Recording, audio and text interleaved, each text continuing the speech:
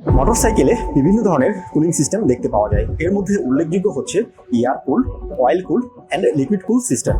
আজকে আমরা কথা বলবো লিকুইড কুল সিস্টেমের কার্যপ্রণালী ও এর মেনটেনেন্স নিয়ে। প্রিমিয়াম বাইকগুলোতে সাধারণত লিকুইড কুলিং সিস্টেম দেখা যায়। লিকুইড কুলিং সিস্টেমে ইঞ্জিনের সামনে রেডিয়েটর ও ফ্যান লাগানো থাকে এবং ইঞ্জিনের সাথে থাকে টেম্পারেচার সেন্সর। নির্দিষ্ট তাপমাত্রায় ফ্যান অটো অফ বা অন হয় ও ইঞ্জিনের ওয়াটার জ্যাকেট দিয়ে প্রবহমান কুলেন্টকে প্রয়োজন মতো ঠান্ডা করতে থাকে, আর এভাবেই বাইকের কুলিং নিশ্চিত হয়। এবার চলুন জেনে নিই কুলিং সিস্টেমের মেনটেন্যান্স কিভাবে করব। ইয়ামাহা লিকুইড কুল বাইকের কুলিং সিস্টেমে কোনো প্রবলেম মনে হলে প্রথমেই বাইকের মিটার ডিসপ্লেতে ওভারহিট সিগন্যাল দেখায় কিনা চেক করে নিন। ইঞ্জিন গরম হলে রেডিয়েটরে ফ্যান চলছে কিনা দেখে নিন। প্রতিটি সার্ভিসে কুলেন্ট লেভেল চেক করিয়ে নিন। কুলেন্ট লোয়ার লেভেল থেকে নিচে নেমে গেলে ডায়াগনোসিসের পরে নতুন কুলেন্ট দিয়ে রিপ্লেস করে নিন।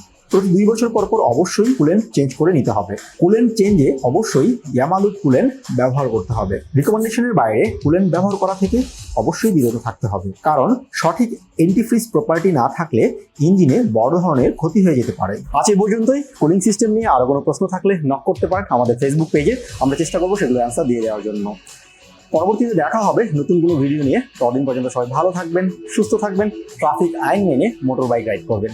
Yes Yamaha.